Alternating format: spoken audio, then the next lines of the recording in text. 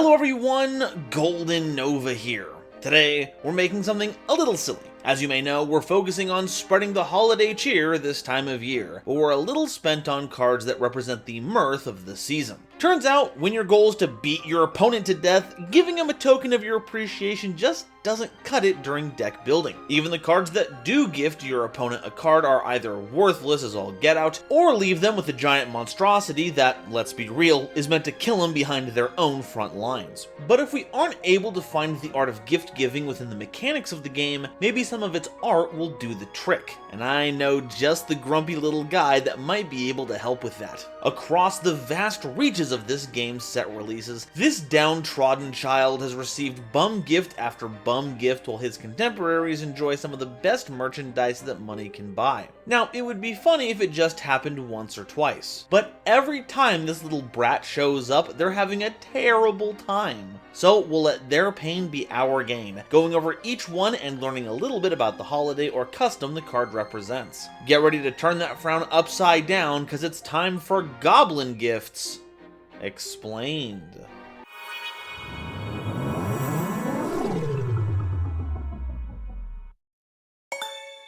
Today's episode is brought to you by my lovely patrons, as well as the wonderful people over at Dragon Shield. Get the sleeves as strong as dragon scales and save 5% on your order by using coupon code GoldenNova at checkout. So, when researching this video, I came across the Token Celebration Wikipedia page, which lists all the cards I meant to talk about, but also a number of cards revolving around the destruction and usage of tokens. And, well, we here at the Orbital platform believe in big tent holiday celebrations. So before we get to the Goblin Child in question, let's take a look at the Token Celebration cards, which are kind of happening around the same vicinity. They all share a kind of general, happy, fuzzy aura to them, though we don't have a disgruntled adolescent stinking up the vibes. In general, you have a group of festive goblins enjoying some kind of feast or another, featuring Scapegoat and other random creatures. First, we have Token Collector, a level 4 Earth Fiend monster with 0 attack and 2000 defense. And if a token is special summoned, except during the damage step, you can special summon this card from your grave if it was there when those tokens were special summoned, or from the hand, even if it was not. And if this card is special summoned at all, destroy as many tokens on the field as possible. And if you do, this card gains 400 attack for each token destroyed. Also, while on the field, neither player can special summon tokens. Normally, these token cards are as niche as it gets, and Collector is largely in the same camp. But boy howdy did it have a huge spike in playability when Sword Soul was a huge player in town. You'd see decks using any foolish burial they could get their hands on, from the base version all the way up to Beatrice, using them to get this into rotation as soon as possible. Then, the second you see your opponent reaching for their deck box to slap a token onto the board, you're ready with a "not so fast" response. And now you've shut down almost their entire game plan. And it certainly doesn't help that regular monsters don't really have the kind of attack necessary to get over that comparatively staggering defense stat. Granted, nowadays, it's not quite as useful, but any time tokens crop up as a widespread mechanic in a format, basically every deck has a way to combat that, and honestly, that's kinda scary. Like, we're basically looking at a nasty little floodgate, and without any meaningful restrictions to it, tokens can only ever be used when they're bad, and that never feels good. I mean, it's certainly a lot less good than what this guy's feeling right now. Good grief, they are having a blast. You know, this is the expression of someone who likes playing stun. What a little monster. Token Sunday is a normal spell card that destroys all tokens you control, then destroys cards on the field up to the number of tokens destroyed by this effect. This is our representation of Easter Sunday. You can see all the little scapegoat decorated eggs, everyone feasting, it's great. It's nice to have a card that converts your tokens into removal, especially as non-targeting removal. But most decks that utilize tokens nowadays do so as a bridge to other monsters or objectives, so they won't be sticking around the field for long enough to use as dynamite. We also might as well cover Token Thanksgiving while we're here, a holiday that's pretty self-evident to all my North American peeps. I mean, even if you're a USA neighbor, you're probably sick of hearing about all the turkey that we get to eat in that time of year. It's a normal spell that destroys all tokens on the field and increases your life points by 800 for every token that was destroyed. So at least this hits your opponent's tokens too, if they have any, but now you're just gaining life points. So unless you're nuking your opponent's board of tokens, which are likely going to be used just as quickly as you might use your own, it's even less useful than Sunday, which I hate to say because I love Sundays. It's like the last comforting hug before a long week of pain.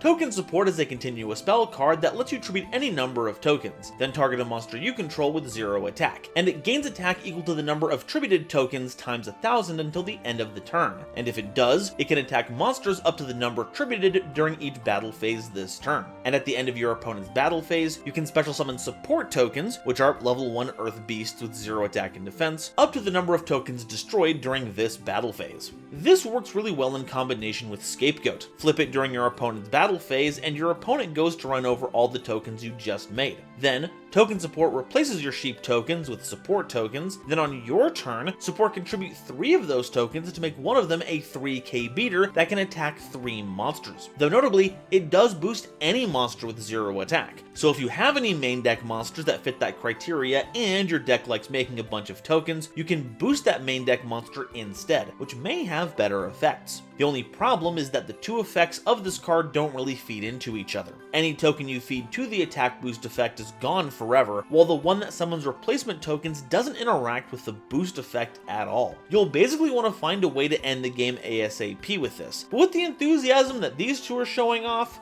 I don't know, I think our fate is sealed. Look at the absolute menace radiating off these 2! Oh, Token Bomb is a normal trap card that tributes 2 or more tokens with the same level, then targets monsters in your grave with the same level, up to the number of tokens tributed, to special summon those monsters, but their effects are negated, also destroy them during the end phase. This is the card representing Christmas Eve. A fun fact that I learned from looking this card up, the song Oh Christmas Tree is based on the German song Oh Tannenbaum, which is where the name of this card comes from.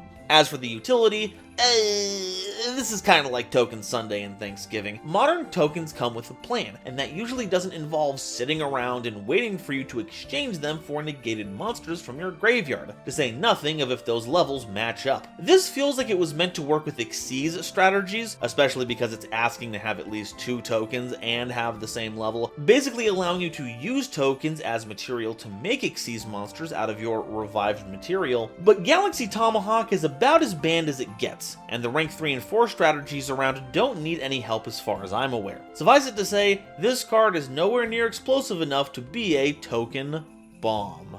Token Festival is a normal trap card that you can activate when any number of tokens are special summoned. Destroy as many tokens on the field as possible, and if you do, inflict 300 damage to your opponent for each token destroyed. This isn't based on any holiday in particular, it's just a run-of-the-mill festival where food and drink flow aplenty. It's kind of like Token Thanksgiving, but we're actually dealing damage now instead of gaining life points, so props to it for actually trying to advance the game state. That being said, the only reason we didn't add it into that discourse is because I couldn't find a good way to weave that into the paragraph and maintain the Sunday quip. Basically, everything I had to say about those cards applies here, and is actually a bit worse because it has to be used in response to the summon of a token, not at the leisure of a normal spell card activation, which, of course, is what puts the evil in Festival. Certainly not the fact that it's staffed entirely by goblins, these are just fun-loving fiends. A Scapegoat is a continuous trap card that, when your opponent activates a card or effect that targets any number of monsters you control, except a token, you can tribute a monster to special summon an Scapegoat token, which is a level 1 Earth Beast monster with 0 attack and defense in defense position. And if any number of non-token monsters you control would be destroyed by battle or card effect, you can destroy a token in your monster zone instead.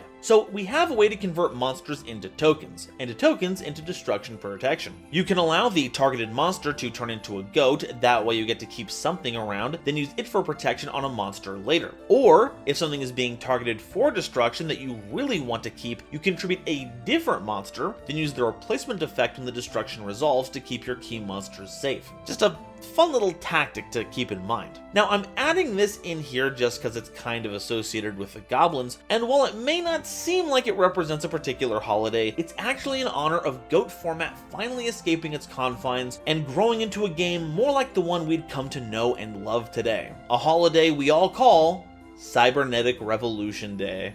Token Stampede is a continuous trap card that, while on the field, gives all attack position tokens 1000 attack, and also they can't be destroyed by battle. Hey, that's pretty nifty. Despite the art, giving this bonus to tokens like Scapegoat isn't gonna shake the boat. but there are some tokens out there with decent stats and become deadly threats once you get them into attack position. I'm looking at you, Phantasm Spiral token. I'm looking forward to the day where we get token monsters with effects on par with physical cards, then stacking as many token stampedes as possible onto the field so they can reach towering attack stats before overwhelming the opponent with pseudo-real ferocity. The only thing missing here is some piercing damage. Not sure if it's a proper stampede without it. Alright, now that all this token business is out of the way, it's time for some real fun. Nonsense cards that do funny things. First up is Gift Exchange, a normal spell card that has both players banishing a card from their own decks face down, and if they do, during the end phase of this turn, both players add to their hands the cards their opponent banished by this effect. That's right, this card represents the jolly old holiday of Christmas, and for the low price of giving your opponent a +1, you can give them whatever card you want from your deck, and your opponent gives you whatever card they want out of theirs. And by that, I mean that they're giving you their worst, stinkiest card. Now, what I like here is that there are a few cards that care about knowing the cards in your opponent's hand, like the Suppression Pluto. With Gift Exchange, you can guarantee that you know a card in their hand, giving you full access to its effects. The only issue is that the exchange doesn't happen until the end of your turn, so you'll have to hope your opponent is so pleased to see your card in their hand that they won't use it as discard fodder or for anything else. And honestly, the better your opponent's deck is, the better odds are that you'll be given something sick. It doesn't behoove your opponent to be playing bad cards, and the worst best card out of your opponent's collection may still be something useful. Sure, it probably won't be a hand to trap, your opponent isn't going to try and lose the game, but every card does have its use. Unless you're Scrap Kong. Oh, by the way, official Yu-Gi-Oh merch team GoldenNova here. Please print a Scrap Kong t-shirt just like this. It would be so funny. Thank you in advance. Shiteki is a continuous spell card that lets you discard a card, then targets a monster your opponent controls that has a level. Roll a 6-sided die, and apply the appropriate effect based on the roll. If you rolled higher than the targeted monster's level, you destroy it, then you can add a monster with the same original level from your deck to your hand. Also, you can't activate the effects of this card for the rest of the turn. If you rolled equal to or lower than the targeted monster's level, you reduce the targeted monster's level by 1. This card is a bit different from the rest of the celebration cards. This seems to be a shooting gallery that's a staple of Japanese festivals rather than any specific festival itself. And the idea lines up pretty well here. The discard is the fee for trying out the game, and each time you miss, the game takes pity on you by making the target a little easier to hit. And once you do hit it, you win a prize that matches how hard the target was to hit initially. This means if you were able to lower a level 8 monster down to level 5 or below, you get to search out a level 8 monster once you destroy it. And remember, because you have to roll higher than the targeted monster's level, this really can only destroy anything that's level 5 or lower. So if you want to hit something big, prepare to be a big spender. Unlike our little friend here, who appears to have emptied out their coin purse trying to make the shot. Poor guy, though there is a fun little hack that you can do to get as many shots out of these kinds of rifles as you want. See, the trick is that you aim the rifle at the attendant, and there you go, they'll give you as many tries as you want. It's a little technique I like to call flagrant disregard for the safety of others, and being just a little homicidal, just a little. Yamanabe Party is a continuous spell card that, at the start of the battle phase, lets you target a face-up monster that you control. This turn, your opponent chooses the attack targets for that monster. Also, if that monster you control battles an opponent's monster, it gains attack equal to its original attack during damage calculation. Okay, so this was a fun one. Nabemono is a variety of Japanese hot pot dish. It usually cooks in some kind of soup stock, but the ingredients you put in there can vary wildly. They're shared by multiple people at a time, and in this example, it's used to play a game where the participants each bring something to add to the pot in secret, and another ingredient is picked to eat, and whatever you land on, you get. And our little guy ended up with one little sprig of broccoli, which wouldn't be so bad. It's a solid vegetable, at least B tier, but when the other options are sausage links, steak, chicken, and lobster, yeah, I'd feel pretty disgruntled too. As for the mechanics of the card itself, it's kind of funny. You're basically doubling the attack of one of your monsters in exchange for letting your opponent choose what it hits. This means you can turn a decent 1800 attack monster into a 3600 attack one, but then they just get to run it into one of their defense position monsters, and now you've done no damage. However, this does mean it works particularly well with monsters that attack all of your opponent's monsters once each, because eventually they're all gonna get a turn. And thankfully, this is optional, so you can choose to activate this only when your opponent has miserable options, and while I can deride it for being a card that's only impactful when things are already going in your favor, that's not what this card is meant to be. As far as goofy effects go, this is one of my favorites, letting your opponent pick how they want to be bullied, even if they do get to do it in a way favorable to them. Now, can we get a second go at this hot pot, please? I don't think one stem of broccoli is going to make for a balanced meal. Fukubiki is a normal trap card that has each player shuffle their deck and excavate the top card of their deck. The card with the higher attack is added to its owner's hand, while the card with the lower attack is sent to that player's graveyard, with spell cards, trap cards, and monsters with question mark attack being treated as having 0 attack. And if the two are tied, the cards are both placed on the bottom of the deck. This can be cheesed a little bit if you're running a main deck full of high attack monsters. If they're comparatively bigger, you have a good chance of just adding a random monster from your hand out of your deck. Though if you're running any amount of spell or trap cards, you're gonna have to be comfortable with just whiffing part of the time. And since you're playing the lottery with this one, I have to assume you are. Which is literally what's going on here. We've once again eschewed a holiday for just a store lottery, which gives us another excuse to bully our little goblin child by giving him a lackluster prize while his friends walk away with some honest-to-goodness treasure. I mean, that's the amazing time ticket. That kid's gonna have a blast at Arlecchino's Magic Fun Fair, and our little guy is stuck with a big thing of toilet paper, which honestly, I could use right now. I need to go by the store at some point and... Oh no, oh my god, this is legitimately the saddest I've ever seen the Goblin Kid. That's not frustration in those eyes, that's real, genuine hurt there because he can't go to the amusement park. Oh, no, this is actually getting me. Go to the next card, I can't stand it.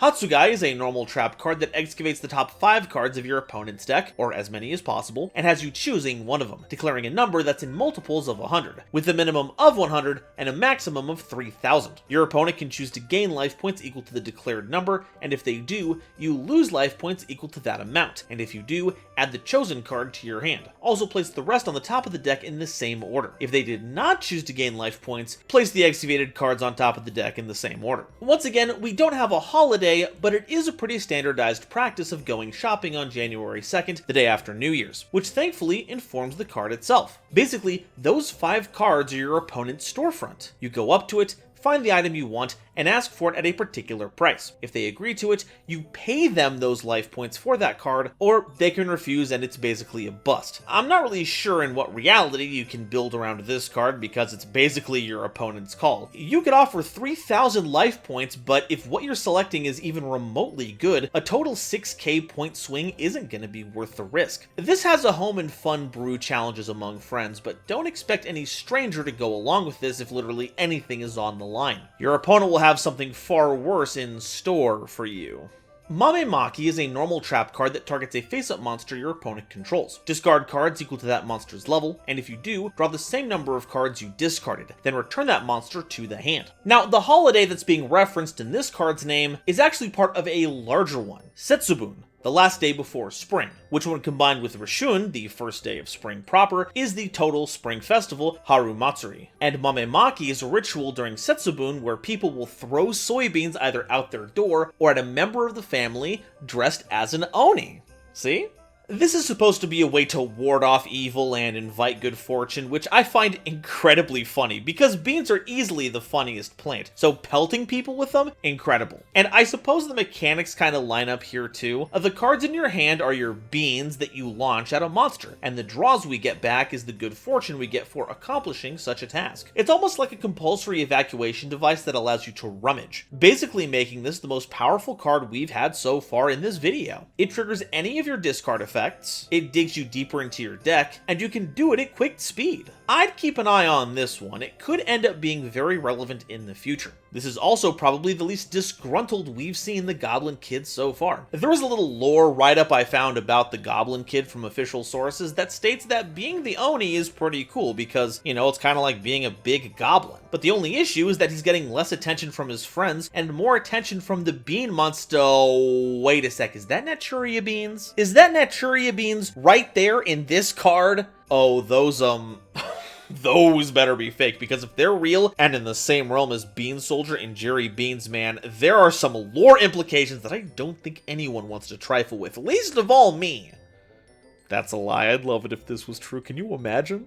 Matching Outfits is a normal trap card that has both players revealing the top card of their decks, and if they're the same card type between monsters, spells, and traps, both players add those cards to their hands. Otherwise, they get banished. I like that either both players benefit or both players lose a card, even if you're once again giving your opponent a +1. If anything, with the right cards, you can actually set this up yourself. Spiral is a deck that loves messing with the top card of your opponent's deck, so as long as you can set up your own top deck with a card like Feather of the Phoenix or Heaven Forbid Sylvan cards, you can ensure it resolves. Or better yet, play this in a deck like Metaphys that likes having its cards banished. That way, it's a win-win. I'm also really digging the Scrap Kong shirt solidarity. I like to believe there's a big scrap fandom in the Goblin community, though then it would be odd that they aren't showing the same enthusiasm for the literal Scrap Goblin. Kingyo Sukui is a continuous trap card that has you targeting a monster in your opponent's graveyard. Excavate the top card of your deck, and if it's a monster with the same attribute as the targeted card, add it to your hand. And if you do, shuffle the target into the deck. Otherwise, send the excavated card to the graveyard, also destroy this card. This is another festival game, Goldfish Scooping, which is just pure evil. It's basically what it says on the tin, but the tools you use are a little ladle with paper acting as the base of the spoon instead of literally any solid material. So the water is already ruining the integrity of the ladle, and all the while you're trying to catch a live flopping goldfish. We have some control of this on our end. As long as we know that there's a particular monster on top of our deck, we can just wait to activate this until our opponent has a matching attribute to get the scoop, because otherwise our ladle is going to get demolished. But the Goblin Kid, not so much. Looks like the Goblin of Greed is making a killing selling this dude some pretty poor quality ladles, while Goblin Calligrapher watches on in horror. Which baffles me. I think if anyone would be stoked to see some fake paper, it'd be this guy. Oni Kuji is a continuous trap card that, once per turn, during your standby phase, your opponent declares a card type between monsters, spells, or traps. Excavate the top card of your deck, and if it's the card of that type, your opponent gets to draw a card. Otherwise, discard a random card from their hand, but no matter what, the excavated card is placed on the bottom of your deck. This card is named for the Omikuji, a Lunar New Year tradition where people open fortune slips with readings ranging from blessed to cursed and everything in between, which Goblin Calligrapher just bypasses entirely with a false reading of thanks buddy. As far as the card's effect goes, you're basically challenging your opponent's prognosticative abilities with your own little random fortune reading. If they can guess the card type right, they get a draw. If they get it wrong, they have to discard. It's not entirely random. If you know anything about your opponent's deck, you can make a choice that has the highest probability of success, so it really is kind of about skill. Though there is still some luck involved. Trading card games, am I right? But the fact that you're in the driver's seat means it's all the more demoralizing when you lose. Sadly, the card does not come with a way to pay out the secret third option, the Goblin Calligrapher mode, but expecting them to have that figured out is just giving myself false hope. And that's all the Goblin gift cards. I can't really give a tech picks breakdown here because, oh, that's because they are tech picks. Primarily, they're funny little ha-has. You think of what wacky situations you can get up to with them, and that's it. Today's more of a celebration of the funny stuff we can get into with Yu-Gi-Oh! And maybe you learned a few things about Japanese celebrations along the way. I know I sure did. So now, I want to pass it over to you. Do you have any wacky deck ideas or play sequences involving these cards? Let me know down below so I can have a good chuckle over them, and if you haven't already, please be sure to like the video if you liked it, subscribe so you don't miss an episode, and be sure to share this video with somebody you know who loves Yu-Gi-Oh! It really does a lot to help me out. Today's episode is brought to you by Dragon Shield. Get the sleeves as strong as dragon scales and get 5% off your order by using the coupon code GoldenNova at checkout. It was also brought to you by my lovely patrons, including this month's illustrious Quasar Commanders Upstairs Media and the Critic of Innocence, Nebula Navigator's Third Dynasty, 50 Gigabytes, Ada Basilisk, Adam Zagidel, Ancient Wizard, Andrew Newman, Battle Axe, Kane Senpai, Chibi Gohan, Christopher Fuss, Clockswork, Comrade Copperbottom, Eric, Frankie, Garland Chaos, Going It/Its for the Bit/Bits, Great Big Pillock, Hair Bear, Happy Majin, Harry the Ominous Benefactor, Iron Zero, Iskander 711, Carp, Marion James E. Picata, Millennia Asta, Muse Clark, Neon Yaminair, Orozco 09096, Panther J, Bat Boos, Rank 10 Trains, Rebel King Lucifer, Red Eyes Jackalow, RJ the Jank Monarch, Thievery Coast and the Wizard Moose, Cosmic Crusaders ally Vaitnia, Animasta, Baron von Titty Sprinkles, Beelzephyr, Fish, Beluga Masta, Blitzwolf, Caesar M, Chazghost, Dr. Reaper, RIP, Eva Padilla, Garylick Bread, Hike Voyagian, Herbal D, Inblink, Kale the Dragon, Lobomaru 02, Manga Pages, Matt Simmons, McSpoofy, Natiel Lee Alexander, Nitromo, Not Al Gore, Nyx, Obsidian, Rainer Leong, Ryan Kairos, Shizuka Nijimura, Sir Knight JCB, Sophie, apparently, Sphilia, Stephen Williamson, The Legendary Raven, The Phantom Knights of Shitted Pants, The Gene, Tiger X2476, Weasel King of Weaseltown and Zal Dreka, as well as all the wonderful Starlight Explorers you see on screen now. If you'd like to help me in my journey to cover all of Yu-Gi-Oh's archetypes, get my videos early, be a part of these credits and other awesome perks, it would mean the world to me if you would check out the link to my Patreon in the description or consider joining as a YouTube member. And while we're in the holiday spirit, I'm just gonna shill for Treasured Tales here, a live play RPG channel that's been running a game based on all your favorite card game anime, and may have some other goodies coming up later in the year. Thank you all so much for watching, and I'll see you next time. Bye-bye. Oh, and I didn't know where to fit this into the video proper, but the Goblin Kid does show up in Bunny Ear Enthusiast, so shout out to Bunny Girls, I guess.